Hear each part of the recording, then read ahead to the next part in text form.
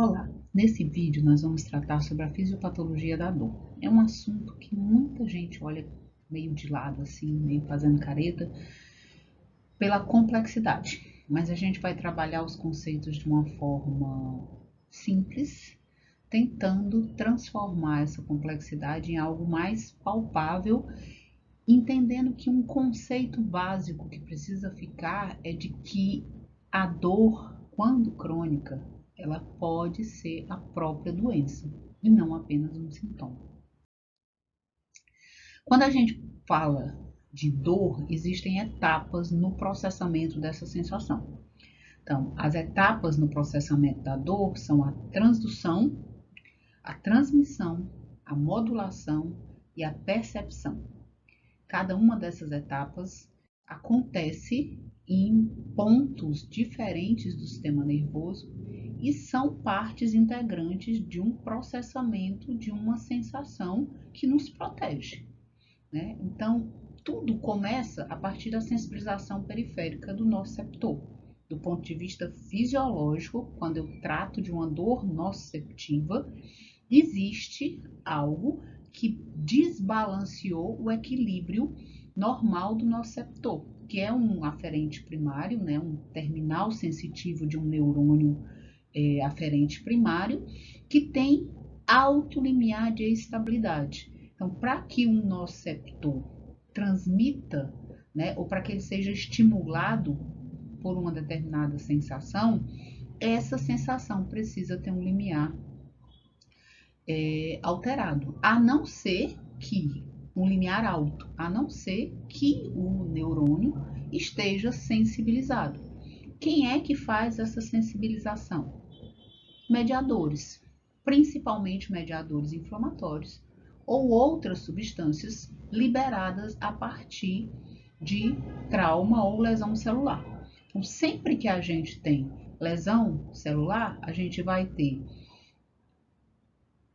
liberação de íons, principalmente o ATP que existe dentro das células, a gente vai ter principalmente o hidrogênio, que existe dentro das células, a gente vai ter liberação de ATP, a gente vai ter substâncias produzidas por macrófagos, bradicinina, interleucina beta, o fator de crescimento neural, mastócitos produzem serotonina, histamina e prostaglandina, e todas essas células são estimuladas pelos processos inflamatórios e pelos traumas. Então, uma vez estimulados, eles vão liberar essas substâncias, como vocês podem observar nessa gravura, e essas substâncias, por sua vez, vão atuar em receptores próprios, né, no terminal pós-sináptico, no terminal do nociceptor, e a atuação, né, a interação dessas substâncias com seus receptores produz a abertura de canais iônicos, principalmente o sódio, e a partir daí um potencial de ação. Esse processo a gente chama de transdução. Nessa primeira figura, nesse primeiro slide, a gente tem ainda a possibilidade, né, demonstrado aí, né, a condução antidrômica do aferente primário do nociceptor, né? Se vocês observarem na parte de baixo aí, a gente tem, né, substância P sendo liberada pelo próprio neurônio aferente e por si só, uma vez liberada, é capaz de produzir uma autoestimulação. Uma vez gerado esse potencial de ação, ele vai ser transmitido pelo sistema nervoso até o corno posterior da medula e daí ele ascende para as regiões supraespinhais. As fibras condutoras desse estímulo, desse impulso doloroso, são fibras finas, não mielinizadas do tipo C e fibras grossas, mielinizadas do tipo A delta. Então, normalmente, no processo de dor fisiológica, a fibra A beta, que é uma fibra mais grossa ainda e bem mielinizada, com a velocidade de condução mais rápida, não vai conduzir impulso doloroso. Os neurotransmissores são muitos, né? Então a gente tem aí, chama a atenção para a substância P e o glutamato como sendo os dois principais excitatórios, mas a gente tem vários outros aí, e a gente chama a atenção das encefalinas, das beta-endorfinas e do GABA como sendo os nossos principais neurotransmissores inibitores, tá? Uma vez gerado esse estímulo e conduzindo até o sistema nervoso central, até a medula espinhal, como que vai existir modulação? Todo estímulo que chega passa com a intensidade que chega. Que mecanismos endógenos a gente possui para regular e reduzir a intensidade de um estímulo doloroso? O primeiro deles é um estímulo que foi identificado pelos senhores Wall e Melzick em 1965, né?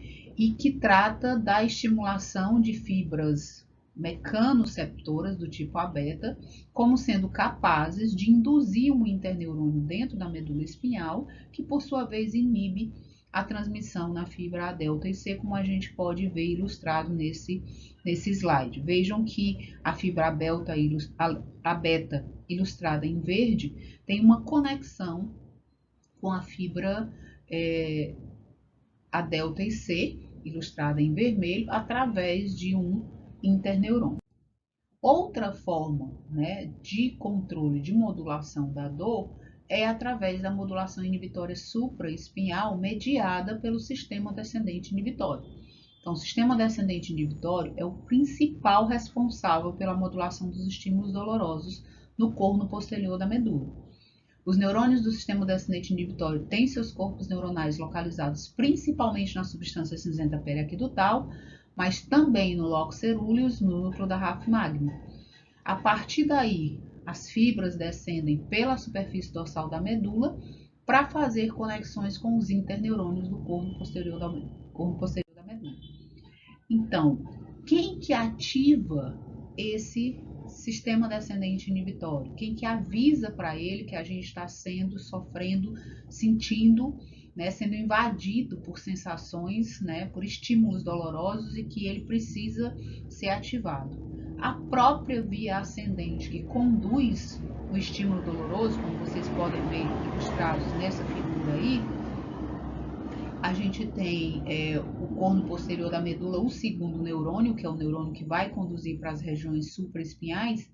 Ele ascende pela via lateral, aí pelo trato espinotalâmico, e ao ascender, à medida que ele passa pelas regiões onde existem, né, os neurônios do sistema descendente inibitório, ele exibe, né, ele tem conexões com esses neurônios, né? E a partir daí, vejam, na substância cinzenta periaquidutal, no núcleo da rafo magno, o tálamo, o trato espinotalâmico faz projeções de neurônios para ativar o descendente inibitório.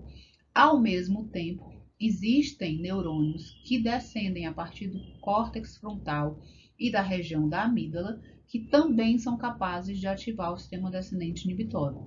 Então, as nossas crenças, as nossas expectativas, os nossos planejamentos, a forma como a gente se relaciona culturalmente com a dor é capaz de ativar o sistema descendente inibitório, e aquelas fibras que vêm da amígdala asseguram a participação dos estímulos emocionais como parte integrante do componente de modulação endógeno da dor. Então, tanto a modulação realizada pelo portão como a realizada pelo sistema descendente inibitório precisa dos interneurônios medulares. Então, eles são imprescindíveis para que a função modulatória se concretize. Eles tanto podem atuar no neurônio pré-sináptico, como eles podem atuar no neurônio pós-sináptico, reduzindo a passagem de estímulo através da sinapse do corno posterior da medula. Então, a inexistência ou o adoecimento desses interneurônios pode sim influenciar e muito a função modulatória endógena da dor, tá?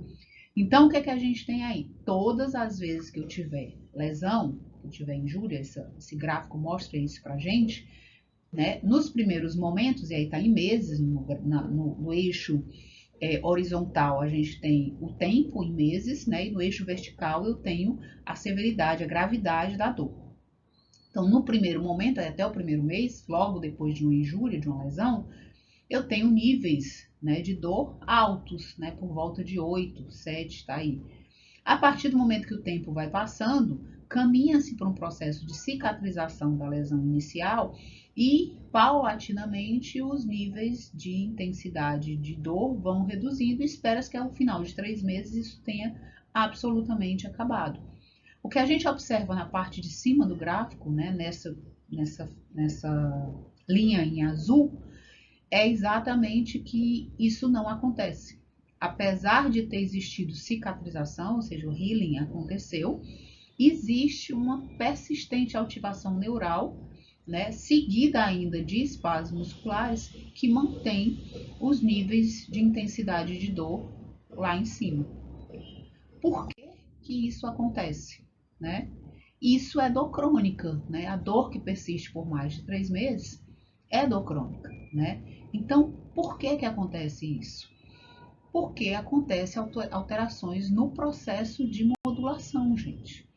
Esse processo de modulação, ele é fundamental. Se houver diminuição da inibição descendente, ou se você tiver modificação na atividade dos interneurônios, você vai ter persistência do quadro doloroso. Então, a inibição diminuída do corno posterior, do corno dorsal da medula, do corno dorsal espinhal, é o maior contribuinte para a dor crônica. Diminui a inibição do descendente e o interneurônio se modifica. Por que isso acontece? Provavelmente em resposta a um estímulo intenso durante um período grande. Isso pode acontecer, porque a partir do momento que existe o estímulo, as vias de sinalização medulares são alteradas. Existe ainda uma possibilidade muito clara hoje, muito palpável, de que existe uma predisposição genética para isso. Existem as pessoas que cronificam dor, exibem padrão de alteração genética com alguns genes que não são encontrados nas pessoas que não cronificam. Então, além disso, além de você não ter mais a inibição funcionando adequadamente, existe ainda um processo de ampliação e facilitação do impulso nociceptivo. Então, os receptores NMDA proliferam, né, aumentam em quantidade e ficam mais sensíveis à ação do glutamato, além de que proporcionam a entrada de grandes quantidades de cálcio para dentro das células, para dentro dos neurônios, provocando citotoxicidade a partir do momento que tem o seu canal de magnésio desbloqueado. Sem falar nisso, a ativação do sistema nervoso, a lesão, a inflamação, o trauma, produz síntese de fator de crescimento neural, que vai levar a brotamento neuronal. E esses brotamentos, esses neurônios que brotam, eles brotam com canais de sódio em grande quantidade e ainda por cima com voltagem diferente. Então, tudo isso junto leva a um estado que a gente chama de hiperexcitabilidade central, que facilita e amplia o impulso nociceptivo no corno dorsal da medula. Isso também contribui para a dor crônica. Então, quando eu somo os dois fenômenos, sensibilização central, é isso que eu chamo a soma desses dois fenômenos. Redução da inibição, aumento da excitação. E isso acontece por conta de uma reorganização de plasticidade sináptica, que se caracteriza por ativação de receptores aumentada, por neurotransmissão alterada. A micróglia passa a participar com produção de receptores NMDA, que normalmente a micróglia é só uma parte estrutural, né, do neurônio, passa a participar da transmissão também, né? E isso faz com que a gente tenha, do ponto de vista clínico, eu tenho hiperalgesia, eu tenho dor espontânea muitas vezes e tenho alodinia, que é a sensação dolorosa a estímulos não dolorosos. Para deixar isso mais claro e para que fique realmente a imagem, para aqueles que têm uma memória mais fotográfica, vejam como essas figuras são ilustrativas de tudo aquilo que a gente acabou de falar. Se eu olhar para o azulzinho, eu estou representando nessa figura uma transmissão normal, uma sinapse no corno posterior da medula, uma fibra do tipo A, delta e C, né, chegando com um estímulo doloroso, e um segundo neurônio lá que vai receber esse estímulo. Vejam a configuração de receptores e a quantidade de neurotransmissores que existe na primeira figura e vejam o que a gente tem na segunda. Né? É como se a gente tivesse na primeira figura aí um shopping na segunda-feira de manhã, de um dia normal, e na outra a gente tem uma véspera de Natal aí. Olha aí como que tá crowded esse negócio, como que apareceu neurotransmissor, como que proliferou receptor, como que a glia tá cheia de receptores. Então, todas esses agentes, né, são responsáveis pela manutenção do quadro, né, gente? E isso a gente chama de neuroplasticidade. O neurônio se modificou. O padrão de receptividade, o padrão de despolarização e de transmissão de impulso desses neurônios, a partir do momento que você visualiza essa quantidade de receptores de membrana que existem agora, com certeza está alterado. Então, a gente sabe hoje que a sensibilização central, ela tem papel importante em muitas condições patológicas, tá? Então, nessas condições patológicas que estão postas nesse slide aí, dentro da bolinha azulzinha, a gente tem que a sensibilização central é a característica do distúrbio, tá? Então, a gente não existe uma lesão, não existe um trauma, tá? Mas o paciente tem hipersensibilidade e tem dor mantida. Então, na fibromialgia, na síndrome da fadiga crônica, na síndrome do intestino irritável, a sensibilização central é a característica do distúrbio.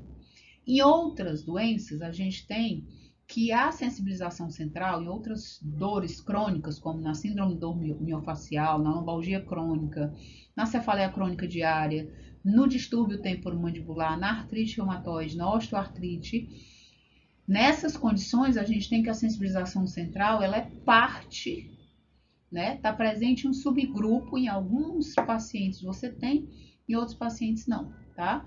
Mas a gente tem um papel muito importante em muitas condições de dor patológica. Então, a gente precisa deixar muito claro que a dor crônica não é só uma dor aguda que dura por mais tempo.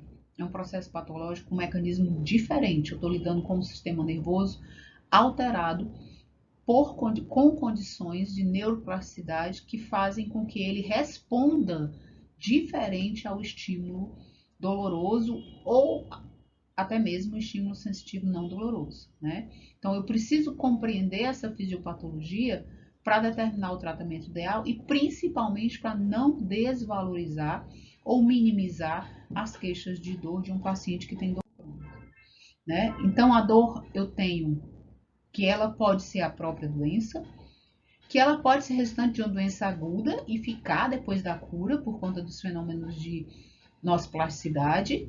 Posso ter uma dor relacionada a uma doença crônica, um paciente que tem uma artrite reumatoide não compensada, um paciente que tem uma osteoartrite, né? Ele tem um processo inflamatório crônico e ele tem dor relacionada à doença crônica, né? E eu posso ter dor sem causa orgânica, sim, como sendo uma alteração inicial, primária do sistema nervoso central.